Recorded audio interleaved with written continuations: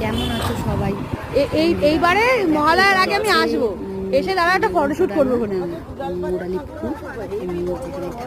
আমি এইবারে আসি, এইবারে দুর্গাপুজোর সময় আসলে পরে ওই টাইমটা ফটোশুট লাগবে, পুরো ওই টাইমটাতে ফটোশুট বানিয়েছে। কত সরস্বতী ঠাকুর দেখো, ছোট বড় কত ঠাকুর, আর এত সুন্দর। আমি ভাবিনি এত বড় বড় সরস্বতী ঠাকুরের পুজো হয়। স্কুলে অবশ্য বড় বড় সরস্বতী ঠাকুরের পুজো হয়। দেখো এই ঠাকুরটাকে হেব্বি লাগছে, কি অসাধারণ লাগছে, মানে দারুণ লাগছে, দারুণ। মানে আমার তো এত সুন্দর লাগছিল দেখতে ঠাকুরের মূর্তিটা।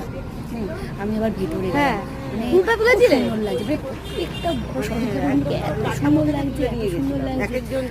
কালনাতে এত বড় বড় দারুণ সরস্বতী পুজো, মানে আমাদের এখানে যেমন দুর্গা পুজো হয়, কালনাতে সরস্বতী পুজো ওরকম বিশাল বড় করে হয়। মানে এক এক জায়গায় এক একটা বিখ্যাত। ওখানে সরস্বতী পুজোয় মেলা বসে, সবাই ঘুরতে বেরোয়, মানে ফ্যামিলি নিয়ে, বন্ধু নিয়ে, মানে প্রচুর।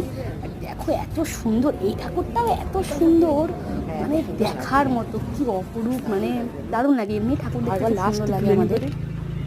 এগুলোকে আমি সব তুলেছি তোমাদেরকে দেখানোর জন্য। হ্যাঁ, অনেকটা হেঁটেছি কষ্ট করে, এগুলোকে তুলেছি আমি বাড়ি আসার সময়। তো আমার এত ভালো লেগেছে দেখে। এ দেখো অনেক অনেক ঠাকুর মানে নামছে, নামাচ্ছে অনেক ঠাকুর। এই দারুণ লাগে না, দেখো রং করছে, দেখো